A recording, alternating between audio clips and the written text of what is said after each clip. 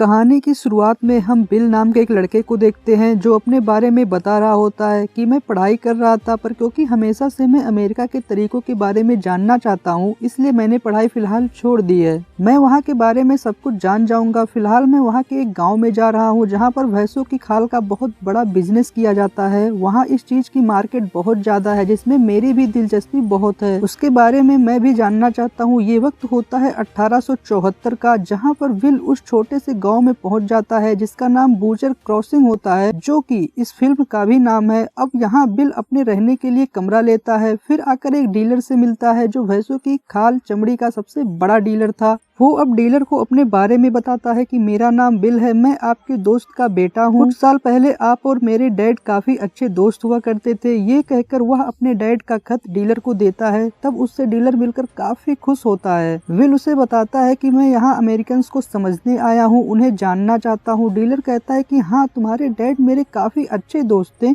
बेटा, अभी फिलहाल यहाँ मंदी चल रही है, हालात खराब है, मैं फिलहाल नौकरी पे नहीं रख सकता। जिस पर विल कहता है नहीं नहीं, आप गलत समझ रहे हैं, मुझे जॉब नहीं चाहिए, बल्कि मैं तो बस ये समझना चाहता हूँ कि शिकारी भैंसों का शिकार कैसे करते हैं, उस पूरे प्रोसेस में क्या क्या होता है। ये सुनकर डीलर चौंक गया। कहता है बेटा, जो तुम सोच रहे हो ना, ये काम इतना आसान नहीं है। आगे चलकर तुम्हें जिंदगी की वो सारी चीजें देखनी है और ये फिजूल सी चीज इन चीजों में शामिल नहीं है। विल कहता है नहीं अंकल, ये मेरा शौक है, मुझे ये चीज हर हाल में देखनी है। जो कहकर वो वहाँ से चला जाता है। वो वहाँ से एक बार में आया जहाँ पर मिलर नाम का काफी बड़ा शिकारी बैठा हुआ था। बिल उसके पास आकर कहता है कि आप काफी बड़े और खतरनाक शिकारी लग रहे हैं। सर, मैं भी आपके साथ शिकार करना चाहता हूँ, मैं हर चीज को समझ लेता हूँ। अब मिलर समझ गया था यहाँ पर चीजें देखने आया है। वो विल को अपने पास बिठा लेता है। वो मिलर को बताता है कि मैंने इस बारे में डीलर से भी बात की थी, पर उसने तो साफ मना कर दिया। मिलर कहता है कि हाँ, वो ऐसा ही है, दरअसल वो बूढ़ा हो चुका है ना, इसलिए। बिल पूछता है कि इस बार आप शिकार पर कहाँ जाने वाले हैं। मिलर ने जवाब दिया कि हफ्तों का सफर तय करने के बाद एक पहाड़ी इलाका आएगा, हम इस बार वहाँ जाएंगे शिकार के लिए, क्योंकि वहाँ हजारों की तादाद में जंगली भैंसें होती हैं, पर इस मिशन पर हमें कई सारे हथियारों और सामान की जरूरत पड़ेगी। बिल पूछता है ये सब टोटल कितना खर्चा आ जाएगा। मिलर कहता है कि $600 तक लग जाएगी, और घबराना नहीं लड़के, जब हम वापस आएंगे ना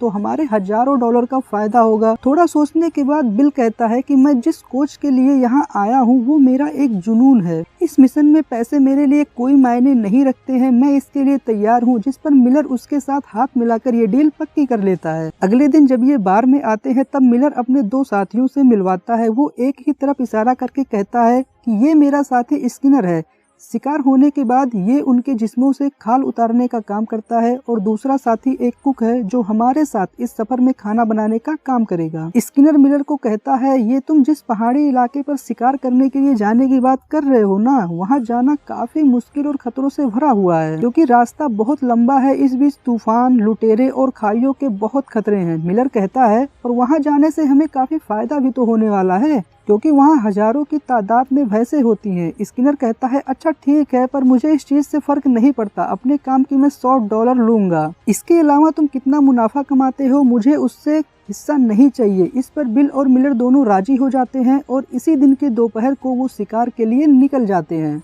चारों लोग अपने अपने सामान के साथ आगे बढ़ रहे थे। मिलर को रास्ता पता था तो वो ही सबसे आगे चल रहा था। रास्ते में रुक रुक कर ये लोग शिकार करते हैं। तब कुक उनके लिए खाना बनाता है, और ये लोग जो सफर करते थक गए थे, भूख मिटाने के लिए खाना खाते हैं। अगले दिन दोबारा से जब ये सफर शुरू करते हैं तो स्किनर को लगता है जैसे मिलर रास्ता भूलने लगा है, लेकिन फिर भी उसके पीछे पीछे ये लोग आगे बढ़ते रहते हैं, और इनका ये वाला सफर भी काफी दिन तक चलता रहता है। अब मिलर चारों तरफ देखने लगा। ऐसा लग रहा था जैसे वो कंफ्यूज हो कि किस तरफ जाना है, जो चीज स्किनर ने भी नोटिस कर ली थी। तो अब वो बोल ही पड़ता है मिलर, मैं जानता हूँ तुम रास्ता भूल गए हो और अब ना जाने हमें कहाँ लेकर चले जाओगे। मिलर कहता है ऐसी बात नहीं है, समझे, मैं इस जगह से बहुत अच्छे से वाकिफ हूँ, और देखना मैं तुम्हें बिल्कुल सही जगह पर लेकर जाऊंगा। स्किनर कहता है पर एक मसला है, हमारा पानी खत्म हो गया है, आगे सफर के दौरान हमें पानी ना मिला तो हमें काफी मुश्किल का सामना करना पड़ सकता है। और अब ये लोग फिर से आगे बढ़ने लगते हैं। जहाँ मिलर रास्ता समझने की कोशिश करता है तो अब इन लोगों का प्यास की वजह से बुरा हाल हो रहा हो। सबसे ज्यादा हालत बिल की खराब हो जाती है, वो काफी कमजोरी महसूस कर रहा होता है। ये देखकर मिलर जल्दी से उसके पास आता है। हौसला रखो, संभालो खुद को, हमारे साथ साथ रहो, अगर तुम हमसे अलग हो गए तो यहाँ पर गुम हो जाओगे। क्योंकि अब इन्हें इस तालाब का पानी मिल चुका था तो ये काफी खुश थे। अपनी प्यास बुझाकर आगे बढ़े और अब ये लोग तकरीबन उस पहाड़ी इलाके के करीब पहुंच गए थे जहां इन्हें हजारों की तादाद में भैंसे नजर आए। पर क्योंकि ये काफी थक गए थे तो कहते हैं कि आज हम आराम करेंगे, शिकार करने कल चले जाएंगे। पर मिलर इनसे कहता है कि थोड़ा आराम करने के बाद तुम अपनी अपनी तैयारी कर लो। अगले दिन मिलर भैंसों का शिकार करने के लिए अपनी गोलियों को तैयार करने लगा। वह इनमें खतरनाक बारूद और जहर भर रहा था। ये देखकर बिल उसके पास आया काफी दिलचस्पी लेकर। ये सब देखने लगता है। मिलर उससे बताता है कि जब हम भैंसों का शिकार कर रहे होते हैं तो वो चीज काफी मुश्किल होती है, उसमें बहुत मेहनत लगती है। सबसे पहले मेहनत तो ये जो तुम देख रहे हो, गोलियों में जहर बारूद कितनी मुश्किल से भरना पड़ता है। साथ ही शिकार करने वाले जगह पर भी काफी खतरा होता है और यह चीज मुझे काफी पसंद है। यही वो वजह है कि मैं भैंसों का शिकार करता हूँ, क्योंकि ये चीज मेरे लिए एक खेल है और खतरों से खेलना मुझे बहुत पसंद है। अब जब ये एक जगह पर आए तो वहाँ हजारों की तादाद में भैंसें थी। मिलर अपना निशाना लगाकर एक भैंस को शूट कर देता है। अब गोली उसे लग तो गई पर वो दोबारा से भागने लगी। बिल कहता है आपने अपना निशाना मिस कर दिया। मिलर बड़े यकीन के साथ कहता है बेटा मैं निशाना कभी मिस नहीं करता। सवाल ही पैदा नहीं होता कि मिलर का निशाना चूक जाए। वो अब देखता है भैंस जहर के असर की वजह से बेहोश होकर वहीं गिर जाती है। जिसके बाद मिलर और भी कई सारे भैंसों का शिकार करता है, जिससे देखते ही देखते वहां भैंसों के लाशों की ढेरें लग जाती हैं। यह चीज देखकर बिल को भी काफी मजा आता है, इसलिए वो अपने लिए भी गन तैयार करता है और अभी दोनों मिलकर कई सारी भैंसों को मार देते हैं। तब लाशों के ढेर के पास स्किनर आया और सबकी खाल उतारने लगता है। भैंसों का गोश्त खुद खा लिया करते थे, जबकि खालों को अपने पास जमा कर लिया करते थे। विल देखता है जब कुक स्किनर के लिए खाना बना रहा होता है तो वह उसमें कोई चीज मिला देता है। ऐसा उसने पहले भी कई बार किया था, जो चीज बिल्कुल अजीब थी, पर वह इसे नजरअंदाज कर दिया। रात को जब ये लोग एक साथ बैठे थे तब बिल मिलर से कहता है कि मेरे ख्याल से अब हमें यहाँ से निकलना चाहिए, जिसके लिए मिलर ने साफ मना कर दिया। अब खाना खाते ही स्किनर की तबीयत खराब होने लगी। उसके पेट में जोरों की दर्द हो रही थी। अगले दिन बिल खुद से अपना पहला शिकार करता है, पर इसमें उसे काफी तकलीफ हुई क्योंकि उसके मुंह से खून निकल आया था। जिसके बाद वो और मिलर दोनों मिलकर बहुत सारे भैंसों का शिकार करते हैं, जिनकी भी खाल स्किनर निकाल लेता है। फिर वो मिलर से कहता है कि हमने बहुत सारे भैंसों का शिकार भी कर लिया है और उनकी खालें भी उतार ली हैं और अब हमें यहाँ से निकलना चाहिए। ये सुनकर मिलर को गुस्सा आ गया। वो कहता है कि ये फैसला मैं करूंगा कि हमें यहाँ से कब जाना है। अगर मेरे शिकार होने से पहले तुमने यहाँ से जाने की जल्दी मचाई तो मैं तुम्हें खत्म कर दूंगा। ये कहकर मिलर और भी कई सारे भैंसों का शिकार कर लेता है, जिनके साथ ही खाल निकाली गई और ऐसे इन्हें कुछ दिन और यहाँ पर गुजर जाते हैं, जहाँ पर मिलर दिन में तकरीबन 100 भैंसों का आराम से शिकार कर लिया करता था। और यहीं पर स्किनर की तबीयत खराब होने लगी। जोर से उसके पेट में दर्द होता है और ये उस चीज की वजह से हो रहा था जो कुक उसके खाने में मिलाया करता था। और अब ऐसे इन्हें यहाँ 3 हफ्ते गुजर गए। रात को स्किनर कहता है कि हमें यहाँ पर 3 हफ्ते हो गए हैं, जबकि सिर्फ हमें 1 हफ्ता यहाँ पर रुककर शिकार करना था। ये सुनकर मिलर को काफी गुस्सा आ जाता है। वो चिल्लाता है, जिस पर स्किनर कहता है कि ज्यादा मत बोलो, ओके,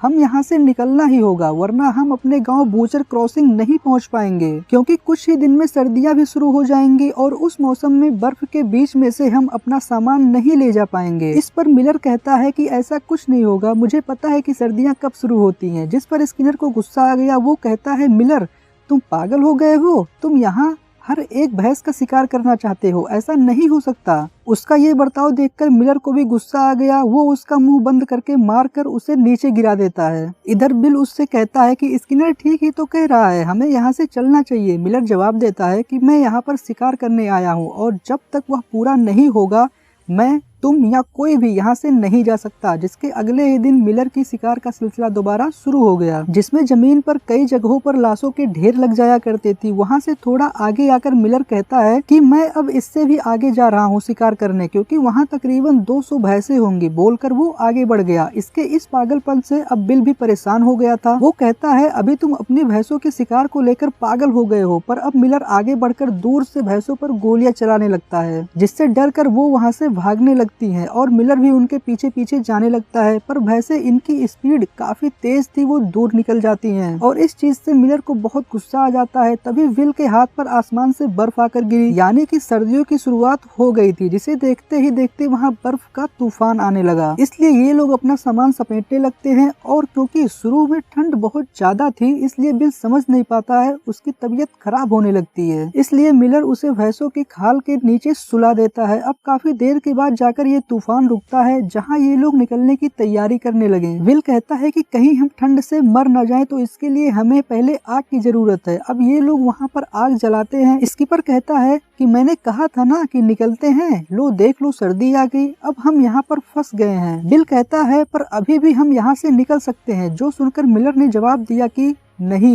नहीं निकल सकते, अब तो सर्दियां खत्म होने से पहले ऐसा हो ही नहीं सकता, क्योंकि बर्फ में हम अपना सामान लेकर आगे बढ़ ही नहीं सकते हैं और अब हमें सर्दियां खत्म होने का इंतजार करना पड़ेगा, उससे पहले हमारे यहाँ से निकलने का सवाल ही पैदा नहीं होता। बिल कहता है हम आराम से चलकर यहाँ से निकलने की कोशिश करेंगे। मिलर फिर से कहता है कि ये भी मुमकिन नहीं है, क्योंकि हम जैसे थोड़ा आगे बढ़ेंगे फिर से तूफान आ जाएगा, तो मजबूरन हमें वहाँ पर रुकना पड़ेगा और ऐसे में सबसे ज्यादा हालात भी तुम्हारे ही खराब होंगे, इसलिए अब हमारे पास इंतजार करने के अलावा और कोई भी रास्ता नहीं है। ऐसे ही इन लोगों को कई दिन और गुजर गए। अब भी मिलर शिकार करना नहीं छोड़ता है, भैंसों को मारकर वो खाने के लिए लाता है। एक रात स्किनर मिलर को कहता है अब निकलने की तैयारी करनी चाहिए, क्या ख्याल है, क्योंकि कुछ दिन के बाद सर्दियां खत्म हो जाएंगी। मिलर कहता है अभी नहीं, जब सर्दियां पूरी तरह से खत्म हो जाएंगी तब ये सुनकर स्किनर भड़क उठा, क्योंकि उसके पेट का बुरा हाल था और अब एक दिन स्किनर को वो दवाई मिल ही जाती है जो कुक खाने में मिलाया करता था, जिसे खाकर उसके पेट में मसला शुरू हो जाया करता। दवाई को स्किनर कुक को दिखाता है और कहता है कि अच्छा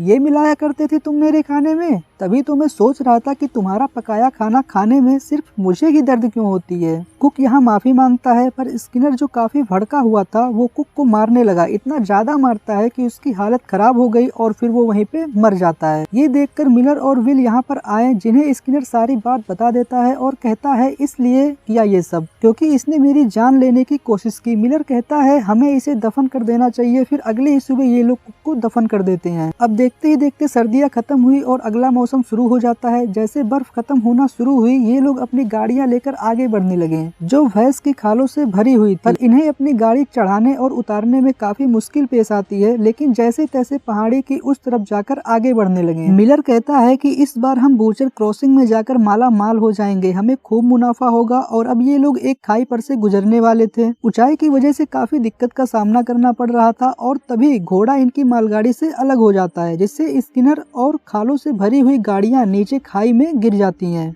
और इस हादसे में स्किनर की मौत हो जाती है। ये देखकर दोनों को काफी बुरा तो लगा, पर अब वो घोड़ों पर बैठकर अपना सफर शुरू कर देते हैं। जल्दी अपने गांव बूचर क्रॉसिंग में पहुंच गए, जहां आकर उन्होंने देखा कि गांव के सभी घर खाली हैं। अब यहाँ पर कोई भी नहीं है। ये दोनों अब डीलर के घर आए। मिलर उससे पूछता है यहाँ पर क्या हुआ। वो उनको देखकर काफी चौंक गया, कहता है कि तुम जिंदा हो, मुझे लगा था मर गए होगे। मिलर उससे कहता है जानते हो इस बार हमने बहुत बड़ा शिकार किया है, हमारे पास भैंसों के खालों की ढेर है। ये सुनकर डीलर हंसने लगता है, कहता है मगर अब तुम्हारा ये बड़ा शिकार किसी काम का नहीं, क्योंकि भैंसों की खालों की डिमांड खत्म हो गई है।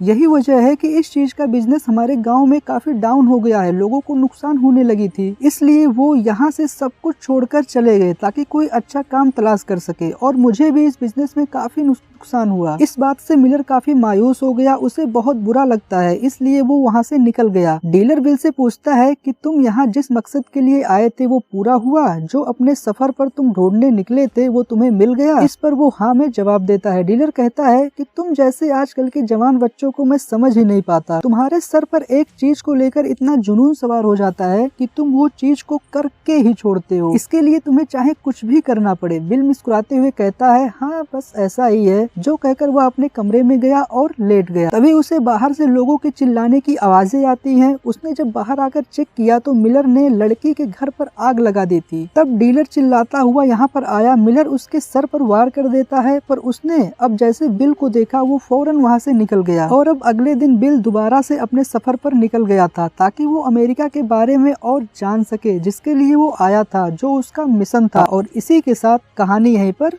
खत्म हो जाती है।